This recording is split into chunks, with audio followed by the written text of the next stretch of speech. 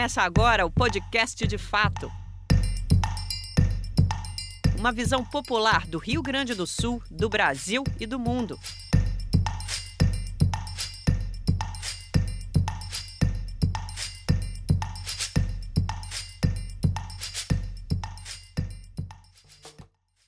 Olá, estamos entrando no ar com mais um podcast De Fato, uma produção do Brasil de Fato do Rio Grande do Sul em parceria com o Sindicato dos Bancários de Porto Alegre e região, gravado no Estúdio Hall, diretamente do Centro Histórico de Porto Alegre.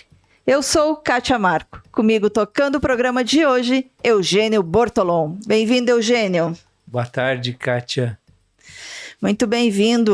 O Ayrton às vezes fica enciumado, sabia, de tu estar no lugar dele? Não precisa. Não estou aqui para tirar o lugar de ninguém. Ela é a primeira presidenta de um sindicato cuja categoria é maciçamente integrada por homens. Como é para uma mulher mover-se nesse meio essencialmente masculino?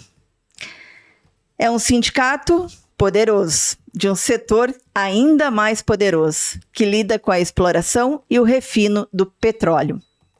Na presidência do Sindipetro RS, ela vai falar sobre isso também. É uma conversa que envolve questões cruciais para o Brasil, como autonomia energética, desenvolvimento e soberania nacional. Muito bem-vinda, Miriam Cabreira. Bem, boa tarde, Kátia, boa tarde, Eugênio, boa tarde todo mundo que está nos assistindo. É uma satisfação estar aqui com vocês, falando aí do mundo do sindicato e também do setor petróleo da Petrobras. Esse programa, Miriam, hoje ele tem duas questões relevantes, porque é o programa que está fechando uma série de entrevistas que nós fizemos com os representantes dos sindicatos que apoiam o Brasil de Fato Rio Grande do Sul, e é o primeiro programa do mês de março, né, o mês aí do 8 de março, do Dia Internacional da Mulher, que também vamos ter uma série e tu estás abrindo, então, essa série conosco. Beleza, que sorte a minha, acho que uma hora vai ser pouco. É, né? Vamos lá, Eugênio. Vamos lá. Miriam, a Petrobras foi fundada há 72 anos, né, pelo gigante baixinho, Getúlio, né, e teve um histórico de lutas, um histórico de céu e inferno, e então eu gostaria que tu fizesse assim uma análise bem geral de como está a Petrobras depois de tantos problemas e tantas vitórias e de se tornar uma das empresas do setor mais importantes do mundo. Realmente a Petrobras fez 70 anos, né? Ela foi criada 72 agora, né? Mas principalmente nas comemorações dos 70 anos a gente refletiu muito sobre isso. Ela foi criada no âmbito da luta popular, no âmbito de um projeto de desenvolvimento para o nosso país, né, junto com a Petrobras, várias empresas estatais para poder impulsionar o Brasil, né, para a gente entrar na modernidade, ter um desenvolvimento industrial, enfim. E por ser essa empresa tão estratégica, ela também vem sendo alvos de tentativas de ser destruída, inclusive desde a sua criação, já que o próprio Getúlio Vargas cita a Petrobras como um dos motivos, né, do seu ato político final, né, toda a pressão que existia em torno da criação da Petrobras. E ao longo desses períodos, a gente teve, sim, bons momentos em que a Petrobras foi o carro-chefe e do impulsionamento econômico do nosso país, mas também, e eu acredito assim que em especial pelos períodos dos primeiros governo Lula e do governo Dilma, em que a Petrobras cresceu muito, né? A Petrobras estendeu seus tentáculos para além do setor petróleo e tinha um projeto já bem avançado, pensando em outras formas de energia, né? O slogan da Petrobras era "o desafio é a nossa energia", né, naquela época, agora é o Brasil e a nossa energia. Então, não é à toa que a Lava Jato veio com a fúria que veio e mirou forte na Petrobras para tentar destruir o nome dela, para tentar destruir a própria indústria nacional que dava um suporte aí ao desenvolvimento da Petrobras. E com isso, nos governos neoliberais do golpista, do Michel Temer, e do agora acusado de golpe, o Jair Bolsonaro, né? Ele assumiu democraticamente, mas já ganhou o seu status aí, né, de golpista. E foi um período de aprofundamento da política neoliberal na Petrobras. Então, foram 7 anos de muita resistência para a gente tentar manter a Petrobras nos estados do Brasil, manter a Petrobras como uma empresa integrada, né, do poço ao posto, o posto foi, mas a gente ainda manteve, né, vários níveis de integração aí.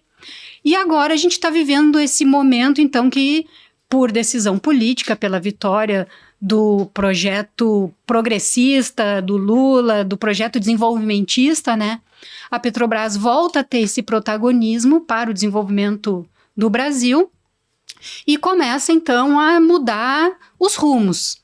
Não na velocidade com que a gente gostaria, a gente pode falar um pouco mais o que barra a Petrobras ser mais veloz nessa transformação que a gente gostaria de ver, mas sim já com uma mudança bem drástica com relação ao que vinha antes, né? O projeto do Bolsonaro para a Petrobras, ou do Paulo Guedes, né, era uma empresa de 2 estados, Rio de Janeiro e São Paulo. Era reduzir a Petrobras a isso, e exploração e produção, ponto, né? Então agora a gente retoma esse projeto de desenvolvimento regional, de desenvolvimento nacional, e de novo com foco em energia, não só foco em exploração e produção de petróleo, né? Como eu falei, dei o spoiler, o desafio o Brasil é a nossa energia agora, que a Petrobras também cria uma diretoria de transição energética para pensar o futuro. Uma empresa que deseja fazer mais 70 anos precisa pensar lá para frente, né? Então, foram muitos altos e baixos e agora a gente está tentando puxar para cima, né? Ainda não está com a velocidade que a gente gostaria de ver a Petrobras impulsionando o país, mas estamos na luta. Eu lembro da campanha, né, da década de 90, O Petróleo é Nosso, que eu acho que até hoje, né, uma referência numa campanha que realmente tomou a sociedade, né? Porque nesse período foi que teve a quebra do monopólio, né? Então, nesse período já começou a tentativa de desmonte do nosso sistema, por força de lei, foi obrigado a criar empresas subsidiárias, né? E tudo isso já com o objetivo de fatiar e vender, fazer com o setor petróleo algo muito parecido com o que foi feito com o setor elétrico, né? Então, felizmente, a gente vem conseguindo resistir, não só o setor elétrico, telecomunicações também, enfim, né? Praticamente todas as empresas estruturantes foram privatizadas. A Vale do Rio Doce. A Vale do Rio Doce, a CNI, né? Todas essas empresas estruturantes que foram criadas nos governos do Getúlio Vargas para promover o desenvolvimento de um país subdesenvolvido, porque a nossa burguesia não faz isso, né? A nossa burguesia é uma burguesia agrária, ela não é uma burguesia que desenvolve o país, então precisa do Estado para fazer esse papel, e a gente tinha essas empresas para fazer isso, né?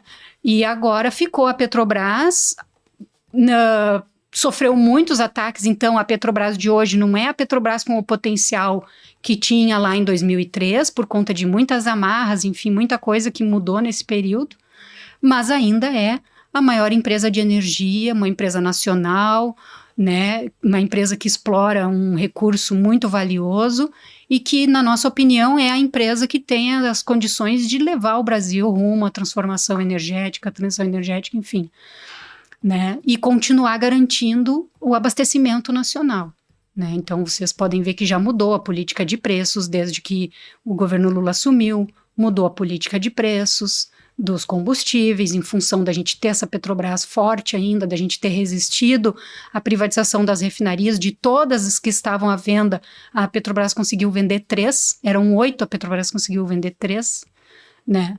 No governo Bolsonaro, não vamos dizer a Petrobras conseguiu, o Paulo Guedes conseguiu, Sim. né?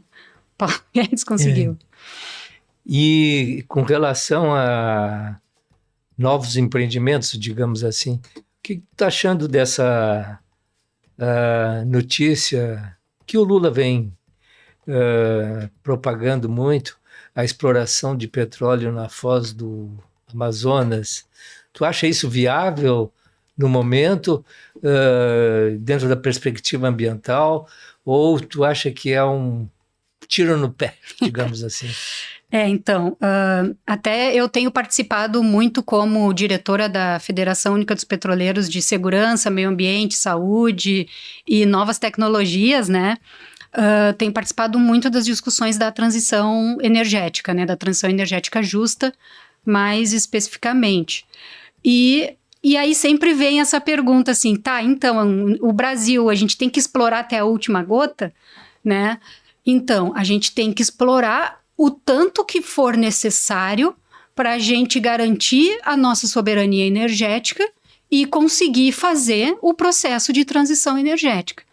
E se isso significa explorar na margem equatorial, e pelo que tem se desenhado significa, né, porque vários dos nossos campos em produção têm uma tendência em breve de entrar em queda, então a gente sempre precisa renovar as nossas reservas para garantir essa soberania energética.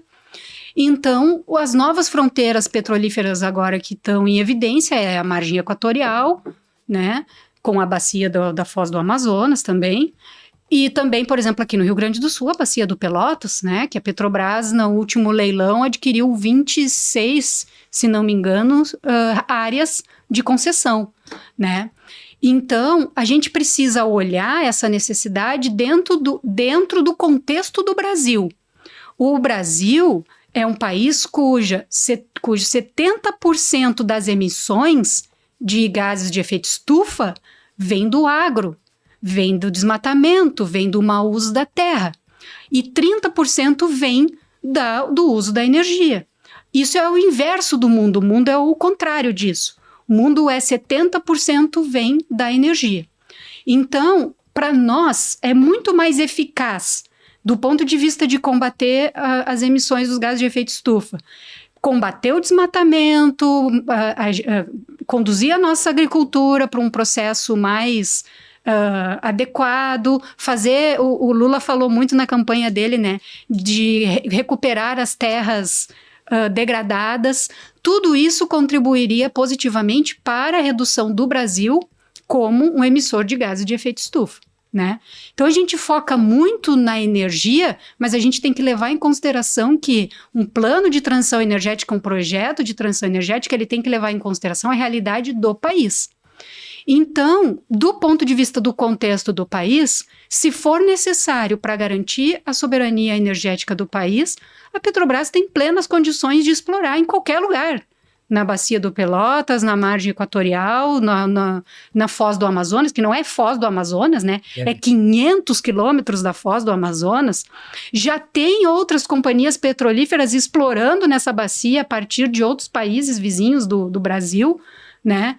Então, do ponto de vista ambiental, a Petrobras sempre teve um compromisso com a segurança das suas instalações e das suas operações. Haja visto que, olha o que a gente explora no pré-sal, que é um dos poços mais difíceis de exploração. Tem locais dos poços do pré-sal que é 7 quilômetros de profundidade, 2 quilômetros de água, de lâmina d'água, mais não sei quantos quilômetros de rocha, mais não sei quantos quilômetros da camada de sal, mais rocha de novo, para aí tu chegar na bacia, né? E nós não derramamos uma gota de óleo no mar fazendo isso, tá? Então a gente tem plena consciência e plena garantia de que se a Petrobras precisar explorar na Foz do Amazonas, tudo que for necessário para garantir o meio ambiente localmente, vai ser feito pela Petrobras. E como fazer esse debate com a sociedade, com os ambientalistas? Porque o debate está posto, né, Miriam? E a gente lembra ainda do que foi todo o embate com a Belo Monte, né? Como não transformar essa questão no novo Belo Monte do Lula? Então, quando a gente tem feito um movimento, né? A transição energética justa é um conceito justo, é um conceito que tem que ter o envolvimento das partes afetadas, né? Não é só fazer o processo tecnológico, não. Tem que ter o envolvimento das comunidades que vão ser afetadas, tem que ter o envolvimento dos trabalhadores. Em especial, o termo, ele nasceu da luta dos trabalhadores, para que os impactos sobre o mundo do trabalho sejam levados em consideração quando a gente for fazer essa discussão, esses planos, esse planejamento de transição energética, que seja algo coordenado, que não seja algo feito em iniciativas isoladas, sem coordenação, e que, como tem ocorrido no Brasil, os locais onde têm sido instalados parques eólicos e fazendas solares têm trazido sérios problemas sociais, né? Então, a gente tem como fazer essa discussão. Ela é uma discussão que tem um caráter técnico e um caráter político. A gente nunca se furta. Em especial a direita, né? A direita adora dizer assim, porque isso é eminentemente técnico. Bom, mas nada é eminentemente técnico, porque o próprio critério técnico, ele tem um fundo político na criação daquele critério técnico, né? Então, a gente tem plenas condições de fazer essa discussão com a sociedade. Esse ano vai ter a COP30, que vai acontecer na Amazônia.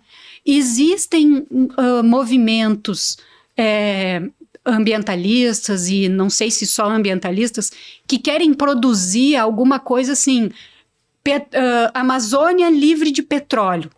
Mas por quê? Por que precisa disso? Por que a Amazônia tem que ser livre de petróleo?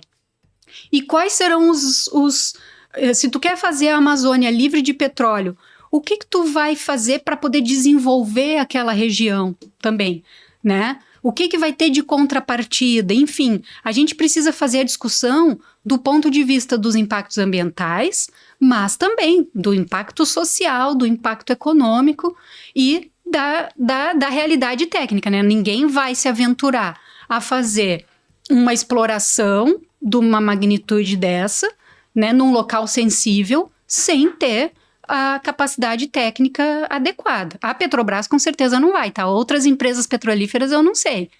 Basta ver o que aconteceu, por exemplo, no Equador, né? Que existe disputa judicial internacional até hoje.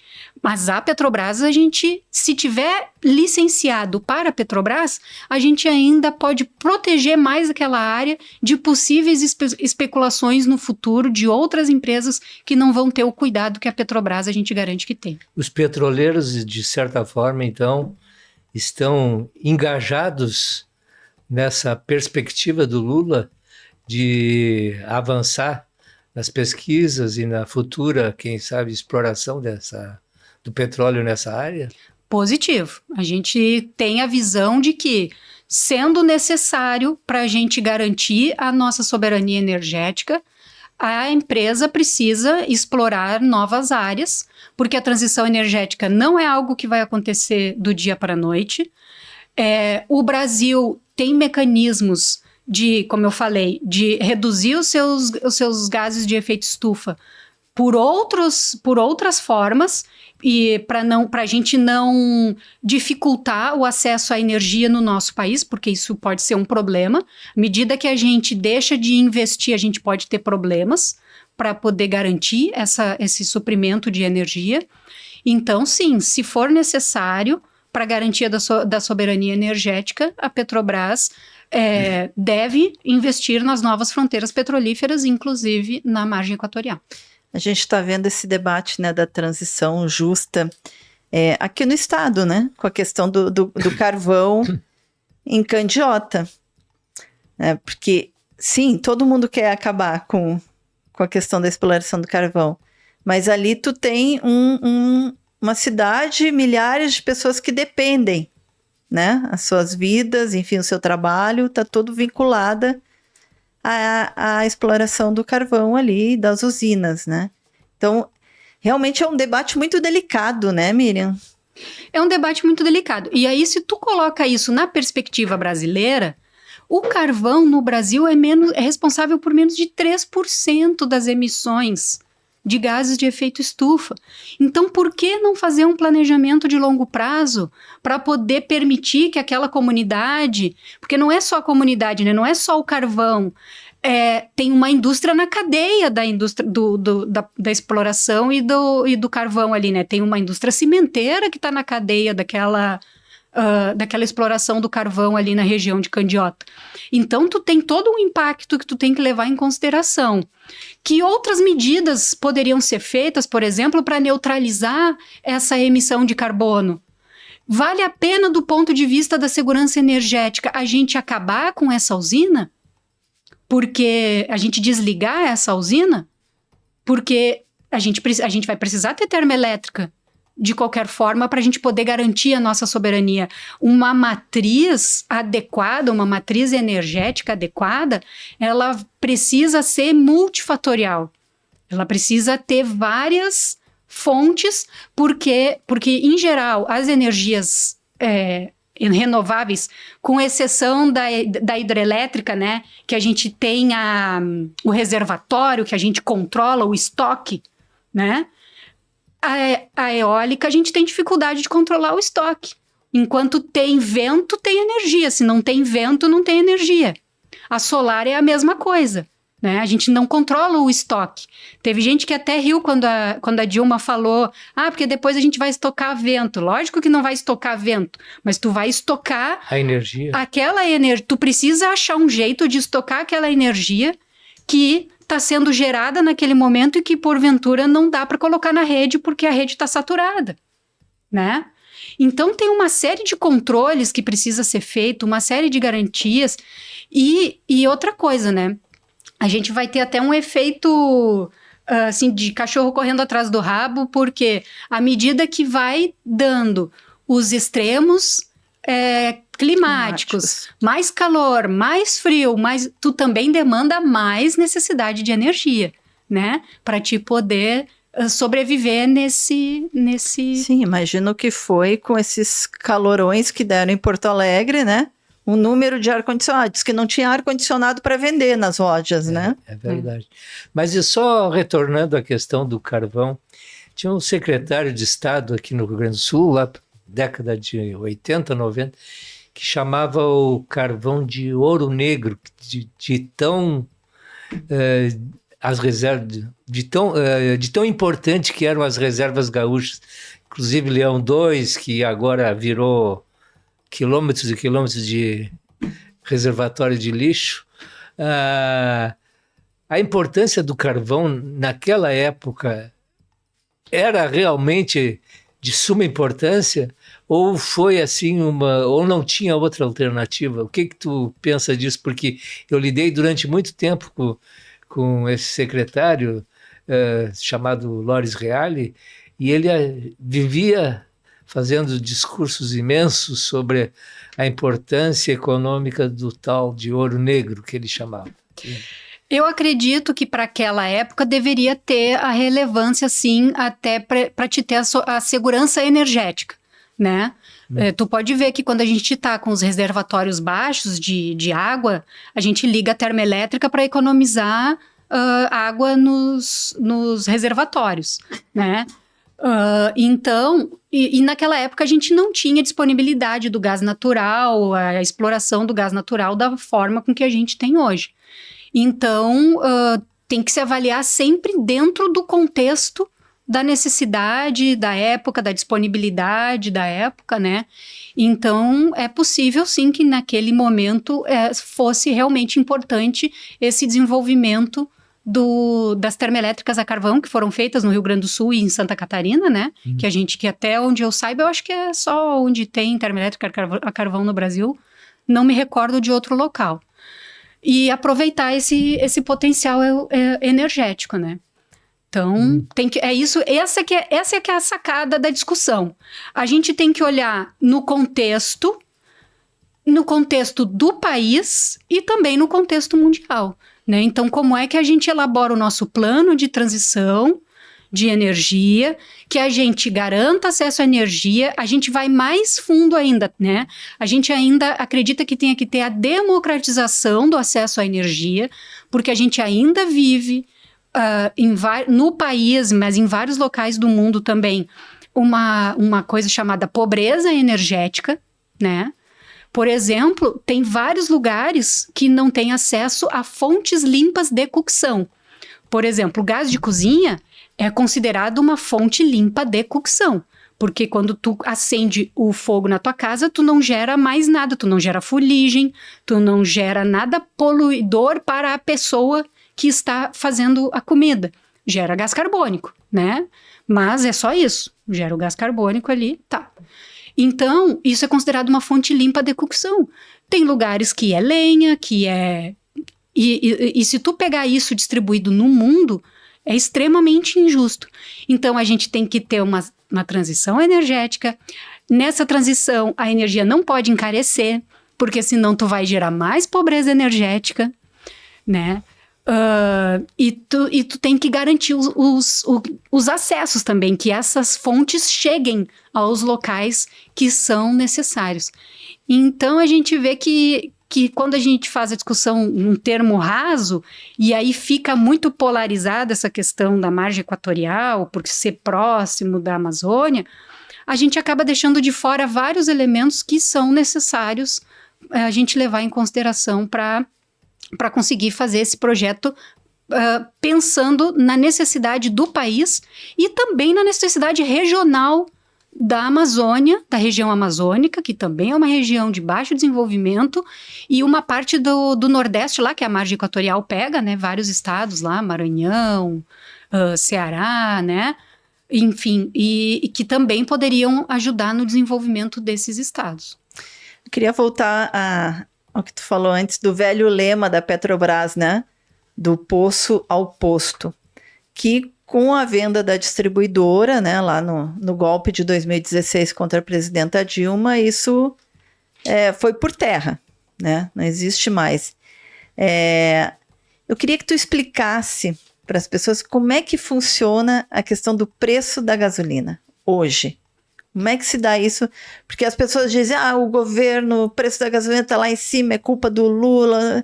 Como é que funciona, né? Então, o preço tanto da gasolina quanto do diesel e também do gás de cozinha, né, que basicamente aí são os 3 combustíveis mais usados pela população, hoje eles têm um preço definido pela Petrobras, que é um preço razoável para poder remunerar a Petrobras, para poder pagar os custos, remunerar a Petrobras, garantir os investimentos necessários para o país, mas é um preço abaixo do chamado paridade de preço de importação, que era o que estava sendo praticado nos governos do Michel Temer e do Bolsonaro, tá?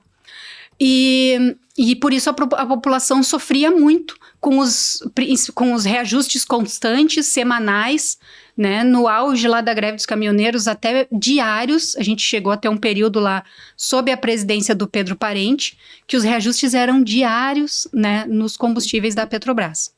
Bom, então, se antes era paridade de preço de importação, o preço que sai na refinaria, eu brinco na torneira da refinaria, né? Se antes era paridade de preço de importação, no governo Lula não é mais, tá? Aí depois que saiu da torneira da refinaria, aí tem uma série de coisas que vão incrementando o preço do combustível. Impostos, os preços dos distribuidores, os preços da cadeia, a cadeia a seguir, né? Da distribuição e da comercialização. Então, e esse preço, ele... como tem o imposto, como ele é feito substitutivo e etc., isso acaba mantendo os preços mais ou menos uniformes, tá? Mas o que acontece? Por exemplo, o gás de cozinha, que é o negócio mais... a maior aberração que tem é em torno do gás de cozinha. Porque o gás de Vocês cozinha... até, inclusive, fizeram, né, atividades do sindicato dos petroleiros, distribuindo gás de cozinha. Isso, do gás a preço justo, porque o gás de cozinha, ele nem é o grande gerador de caixa da Petrobras. Historicamente, o gás de cozinha, ele tinha subsídio cruzado, inclusive, antes, né, do governo Temer e tudo mais, ele tinha subsídio cruzado. Então, o gás de cozinha foi um dos que mais massacrou a população, chegando lá a R$140, em alguns lugares R$160, né? Só que, quando o governo Lula assumiu e a Petrobras mudou a política de preços, o preço do gás de cozinha que passou a sair da refinaria baixou muito de preço, mas isso não foi repassado para o consumidor. Quem assumiu esse lucro foi a distribuição. Porque como agora não tem mais as distribuidoras estatais para fazer uma regulação de mercado, que esse era o grande papel da BR Distribuidora e da Liquigás. É uma regulação de mercado de preço. Então, o que acontecia? A refinaria baixava o preço, a BR Distribuidora baixava o preço, a Liquigás baixava o preço. Com isso, ela obrigava as demais distribuidoras a baixar o preço. Se eu não tenho mais esse agente, fica totalmente na mão dos privados e ocorreu, inclusive, concentração de mercado. Não ocorreu nem, no caso do gás de cozinha, ocorreu concentração, com a privatização da Liquigás, ocorreu concentração de mercado, ao invés de ter ocorrido redução na concentração. Isso favorece esse cartel nos preços, né?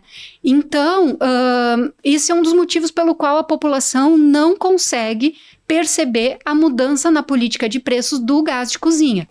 Com relação à gasolina e o diesel, a população consegue perceber, porque realmente os preços ficam estáveis por longo período. Às vezes o barril do petróleo dá uma disparada, o dólar dá uma disparada, mas o preço do combustível fica lá. Aí avalia como é que o mercado vai se acomodar e aí depois faz o reajuste ou não, né? Mas como a gente, nesse período do governo, Temer e Bolsonaro, a gente, além de não ter investido em refinaria, a gente ainda privatizou refinarias, a gente ficou mais longe da autossuficiência em derivados. Com isso, o combustível, a gasolina e o diesel, eles não podem ficar muito afastados do preço de paridade de importação. Então, aquela expectativa que a gente tinha que ia reduzir muito, não tem como reduzir muito, porque como a gente se tornou mais dependente de importação hoje do que em 2014, né? Que o barril de petróleo foi um dos períodos que atingiu valores elevadíssimos, né? Então a gente fica com essa dificuldade de conseguir reduzir ainda mais o preço dos combustíveis. Então a gente tem essas duas dificuldades. Ter parado o investimento em refino e ter privatizado refinarias, nos afastando da autossuficiência em derivados, e a gente não ter mais uma parcela estatal na distribuição que ajudava nesse controle dos preços a partir das próprias leis de mercado, né? O presidente disse há poucos dias que o valor da gasolina que sai da refinaria, da Petrobras, enfim, é R$3 o litro. E que a população não sabe porque paga R$6 ou R$7. Levou críticas de todos os lados, inclusive aqui da nossa imprensa, dizendo que Lula fazendo lulices, quer dizer, Lula falando tolices. Então, eu queria uma opinião tua sobre isso. Realmente sai, mas tem a logística, tem os impostos cada vez mais caros, em torno de 20 a 25, o ICMS por litro. E o que mais? O ganho do vendedor do lado do posto, os funcionários, tem uma cadeia imensa de pessoas que trabalham em torno desse litro de gasolina e que precisam também ter a sua parcela de ganho, né? Primeiro que 27% do preço do litro da gasolina é etanol. né? Então, 1 litro da gasolina que não é, tu não pode fazer essa conta porque 1 litro de gasolina sai da refinaria a R$3, mas não é 1 litro, não é o mesmo litro que entra lá no nosso tanque. Porque o combustível que a gente abastece, ele é 27% etanol e 73% gasolina. Tá, então, primeiro é essa conta que a gente precisa fazer. Então, o preço da gasolina também varia com o preço do etanol. Então, tem o preço do etanol também. E tem, sim, os impostos, né? E isso é uma característica do nosso país, taxar sobre o consumo. A reforma tributária vem atuando para modificar isso, para modificar esse método de taxas, né? De impostos. Por exemplo, a gente poderia ter mais taxas sobre a própria exportação de petróleo, né?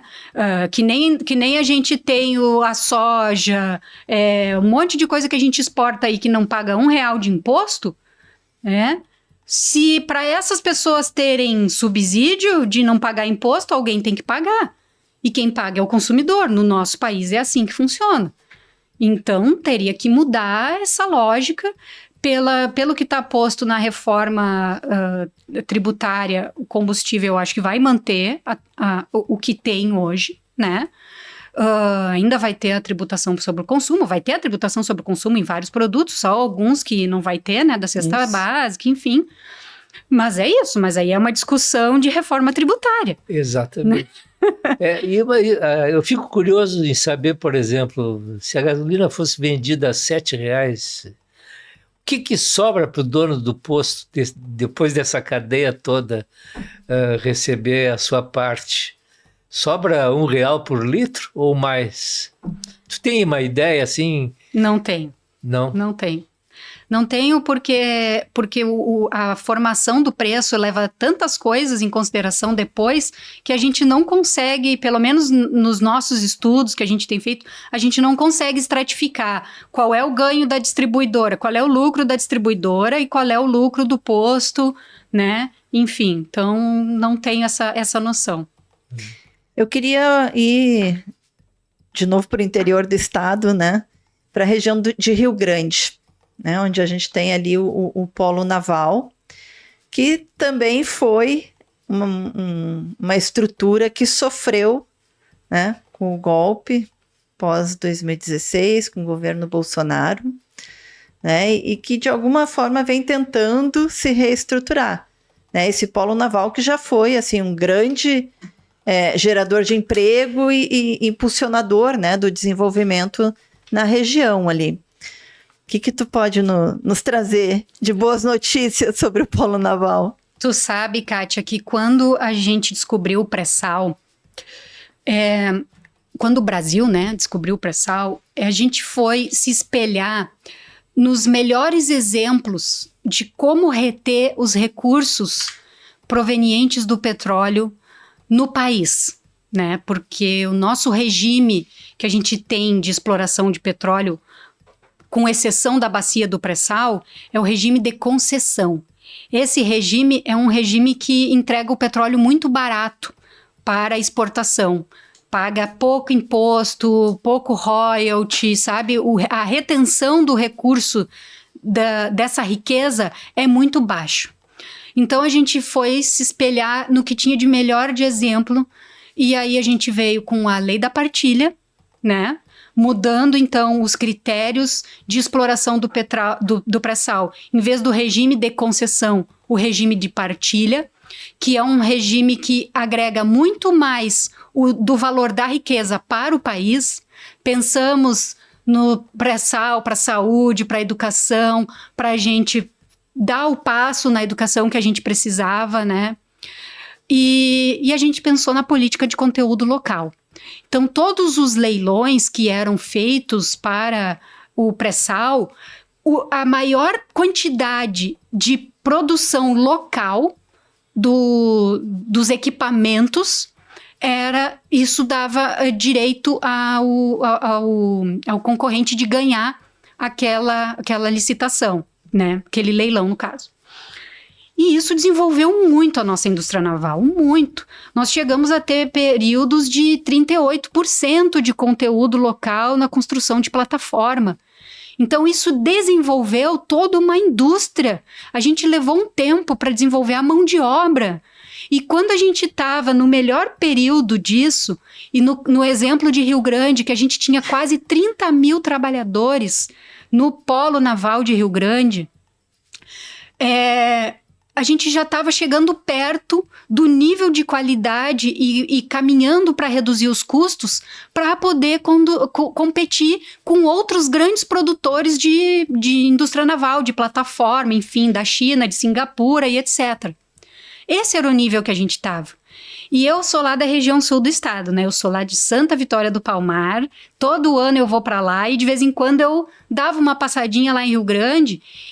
E quando a gente tá indo para Rio Grande, tu enxerga a ponte rolante, né? Que é um guindaste, mas é uma ponte rolante, escrito Estaleiro Rio Grande, bem grande. E eu lembro de pensar assim, cara, isso aqui sim é uma coisa estruturante que o Brasil está fazendo e que, mesmo que mude o governo, ninguém vai destruir. Pois mordi a língua, porque a Lava Jato, ela foi tão bem feita para destruir o Brasil, né? Que, além de manchar o nome da Petrobras, de fazer o povo ficar com o nojo da Petrobras, ainda destruiu várias empresas da nossa engenharia que estavam atuando e se especializando naquela área. Então, agora a gente está engatinhando de novo, né? Porque durante esse período do desgoverno Bolsonaro, aquela região lá foi usada, sabe para quê? Para carregar boi em pé, para carregar boi vivo. Em vez da gente fazer plataforma lá no estaleiro, a gente estava carregando o boi vivo para exportação. Quer dizer que, assim, troço mais colonialista impossível, né? Que nem botar a soja em grão e exportar. Em vez da gente beneficiar aqui, em vez da gente beneficiar a carne aqui, mandar o produto beneficiado, gerar os empregos na área industrial aqui, não. Né? Não paga imposto e também não gera emprego. E era para isso que estava sendo usado aquele local. E agora a Petrobras tem feito já processo, mais em especial a Transpetro, tá? O que está previsto para Rio Grande agora é a construção de navios pela Transpetro, porque a indústria naval também, a Transpetro nesse período também teve a sua frota desmontada, né? Então agora a gente volta com esse projeto de construir navios, e depois a gente conseguindo dar continuidade, quem sabe a gente volte para a construção de plataformas também no estaleiro Rio Grande e no estaleiro São José do Norte, né? Que são 2 estaleiros que tem ali, que estavam empregando muita gente e que o estaleiro Rio Grande em alguns momentos chegou a ficar com a grama dessa altura, assim, ó, de não ter absolutamente nada lá. Nenhuma atividade. Uma pergunta agora, mudando um pouquinho o foco. Quantos petroleiros são aqui no estado que trabalham aí, que estão sindicalizados ou que estão empregados pela Petrobras aqui? Felizmente, né, como estamos no governo Lula, está aumentando. Né? Porque nós brigamos muito aqui no Rio Grande do Sul para não sermos vendidos, né? A Refap era uma das refinarias que estava à venda. A gente quase foi vendido para o grupo Ultra, né? E felizmente resistimos, colocamos muitas pedras no caminho, mas também a conjuntura mudou e permitiu com que a gente não fosse vendido. Então agora a gente está recompondo o nosso efetivo, que foi muito desmontado no período Bolsonaro, porque como o objetivo era vender, tinha que enxugar, né? Esvaziar.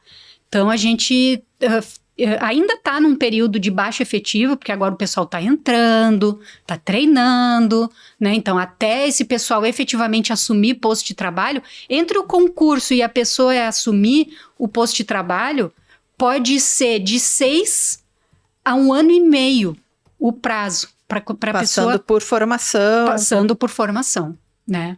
Então, a gente está aumentando. Então, agora nós estamos na Refap com cerca de 700 trabalhadores próprios, né? A gente no pior caso, acho que foi uns 500 e alguma coisa, né? A gente está também aumentando na Transpetro. A Transpetro, por ser uma empresa menor, aí é bem menos significativo. Tem perspectiva de entrar mais, a gente tem concursos abertos e aí a gente está forçando a contratação também desse pessoal, justamente porque demora, né? Tem gente ainda prevista para sair e não está entrando gente, então isso dá uma agonia. E também aumentou bastante o número de trabalhadores terceirizados, né? Porque a Refap, por exemplo, que estava à venda na Refap, e os terminais, o TEDUT, que fica lá em Osório, e o TENIT, que fica aqui em Canoas, em Niterói, no bairro Niterói. Também estavam à venda junto com a Refap, né? Não se fazia mais manutenção, era só o mínimo para manter operando. Então, com isso, tu enxugou tanto o número de trabalhadores próprios quanto o número de trabalhadores terceirizados. E agora a gente está vendo o contrário, né? Então, está aumentando o número de trabalhadores próprios, também está aumentando o número de trabalhadores terceirizados, porque tem projetos em andamento para a empresa, tem que recuperar esse passivo. Então, a gente representa os trabalhadores próprios e a gente também tem conseguido avançar na representação de trabalhadores terceirizados, que essa é uma das grandes lutas do movimento sindical, né? É a gente conseguir para tentar igualar as condições de trabalho. Todo mundo trabalha na refinaria, na nossa interpretação, todo mundo que trabalha no setor petróleo é petroleiro. Quem criou essa distinção foi as aberrações que foram feitas aí com relação à legislação e esses métodos de contratação. Então, a gente tem avançado nisso também, nesses últimos anos.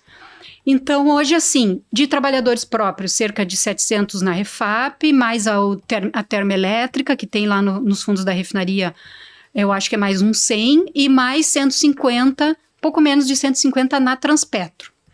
E de trabalhadores terceirizados, a gente já está batendo 3 mil trabalhadores terceirizados, né? Nos piores momentos ali foi 1.500 de trabalhadores terceirizados. E são empregos disputados dos concursos ou a vaga é uma por uma?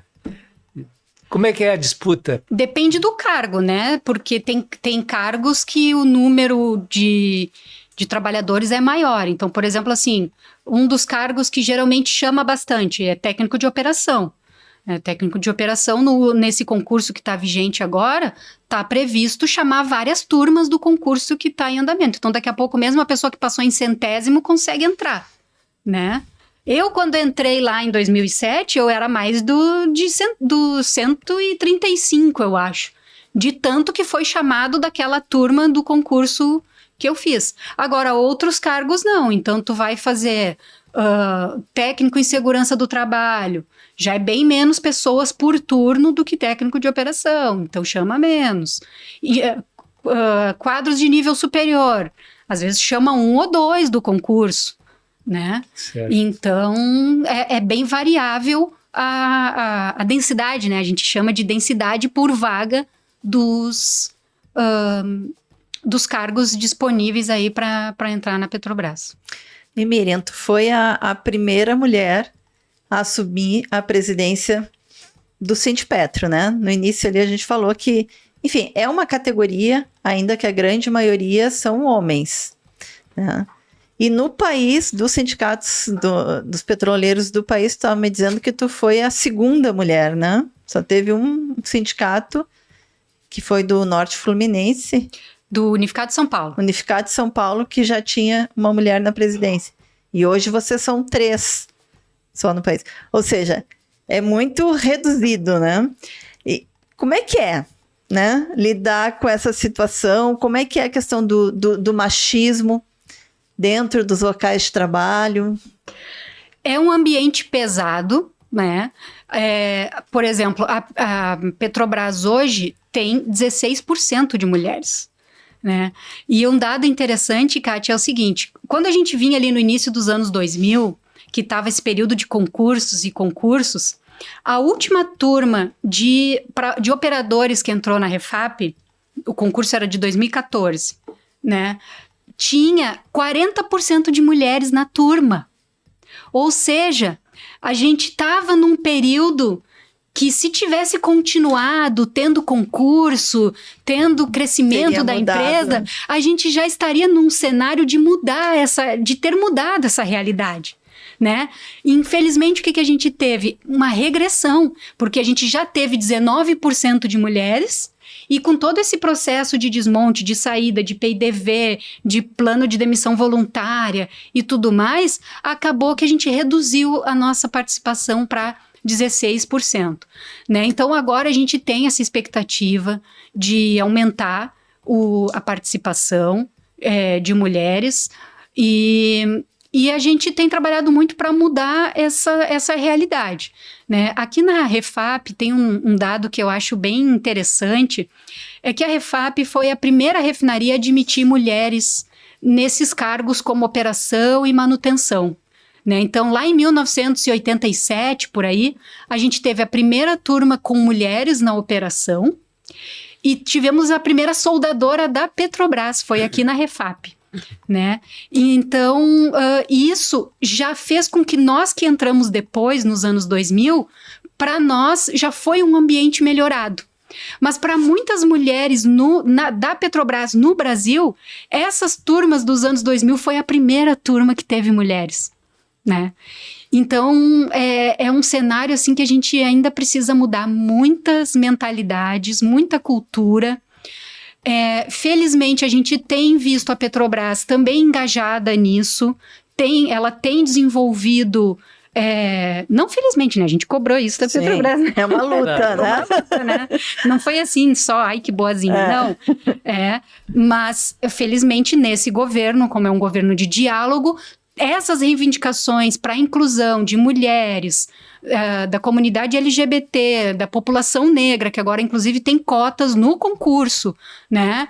Para a população negra, para a população PCD, isso vai cada vez mais diversificar o perfil dos trabalhadores e das trabalhadoras da Petrobras. Mas a gente tem um desafio anterior a isso, que é a formação. Porque os cargos que são exigidos para atuação na Petrobras são majoritariamente técnicos e de engenharia. E a gente tem baixa participação de mulheres nesses cursos. Então, por exemplo, com exceção do técnico em química, que é majoritariamente mulher, todos os outros técnicos que são permitidos para operação e para manutenção, eletrônica, mecânica, eletrotécnica, até o técnico de segurança do trabalho, enfim, são majoritariamente formados por homens. Engenharia, com exceção da engenharia química, engenharia de produção, engenharia mecânica, engenharia elétrica, engenharia eletromecânica, né? Geologia, né? Que também a Petrobras praticamente criou os cursos de geologia no Brasil. Ainda são majoritariamente masculinos lá na formação. Então, a gente tem um desafio anterior a isso também, que é tentar criar na imagem das mulheres que, se elas estudarem essas coisas, elas vão ter aonde trabalhar depois, né? Não precisa fugir desse tipo de formação. Então, são vários desafios aí para a gente mudar, ter mais mulheres, ter mais diversidade e, com isso, ter um ambiente mais acolhedor para a empresa funcionar como tem que ser, né? Eu imagino que tu, na presidência de um sindicato, deve empunhar muito essa bandeira, né? Isso, o ter essa representatividade ajuda a fortalecer esse olhar e não deixar essa pauta para depois, né? Porque muito o que acontece é que quando a gente não tem essa representação, essa diversidade, então a Federação Única dos Petroleiros hoje tem uma diversidade na composição da coordenação dos sindicatos. Tem mulher, tem homem, tem mulher branca, tem mulher preta, tem homem branco, tem homem preto. LGBT muito pouco, porque tu imagina que se o ambiente é machista para as mulheres, tu imagina para o público LGBT, né? Então, que também sofre muito com o machismo. Então, a gente está tentando diversificar as nossas direções sindicais, diversificar as nossas representações e, com isso, também ter moral para cobrar a própria empresa, né? Quer dizer que nós estamos fazendo o nosso dever de casa aqui, vocês têm que fazer o dever de casa aí também. E o sindicato está empunhando aí uma luta, que já é uma luta antiga, né, dos petroleiros, que é a questão do benzeno, que mais uma vez volta aí à tona, querendo mudar, né, a legislação da possibilidade de utilização do benzeno, né? Inclusive teve um seminário recentemente, dia 19, em São Paulo, que a Fundacentro realizou, que o Sindipetro estava Rio Grande do Sul estava na mesa, né? E que vocês estão trazendo um abaixo-assinado, enfim, trazendo de novo esse debate, né? É importantíssimo, né? Porque durante o período do governo Bolsonaro, a gente teve vários retrocessos nas normas regulamentadoras, né? E a discussão do benzeno, ela está no âmbito de uma dessas normas regulamentadoras. E o que a patronal deseja, né? Instituir um limite de exposição. Só que o benzeno, ele é tão cancerígeno que não existe um limite seguro. Não é que nem o ruído que a gente pode medir e dizer assim, ó, se tu trabalhar 8 horas por dia, abaixo de 85 decibéis, eu garanto para ti que tu não vai ter perda de audição acima do que é previsto para o ser humano com o avanço da idade. Tá? Então, isso é um limite de tolerância. O benzeno não tem isso. Porque ele é cumulativo no corpo e ele é altamente cancerígeno e ele atinge o sangue, né? Ele atinge a nossa medula e ele faz um câncer no sangue, que também é um câncer dificílimo de enfrentar, de combater, né? Então, a gente está enfrentando essa tentativa de retrocesso. Infelizmente, o pesado desse debate ocorreu ainda no governo Bolsonaro, e aí a gente herdou isso, inclusive com uma mudança de cultura por parte interna até da própria Fundacentro. Então, dentro da Fundacentro hoje, existem algumas pessoas que defendem a implantação do limite de exposição ocupacional, e, infelizmente, dentro do próprio Ministério do Trabalho, a gente tem isso também. Então, a gente está disputando, né? A gente quer evitar que esse retrocesso ocorra. A norma do benzeno é uma das mais avançadas que a gente tem. A gente quer que dos outros produtos cancerígenos evoluam a norma para dar as garantias que o benzeno dá e não o contrário, né? Não regredir a norma do benzeno porque as outras são menos restritivas do que a do benzeno, é o contrário, o benzeno é o bom exemplo a ser seguido. Então, a gente está nessa luta aí para evitar esse retrocesso. E para nós, né, dos sindicatos, pode parecer assim, fez o L e não mudou isso, né? Não, a gente sabe que a pressão é grande e o fato de ter feito o L nos permite disputar. Se fosse no outro governo, nem disputar a gente conseguiria, né?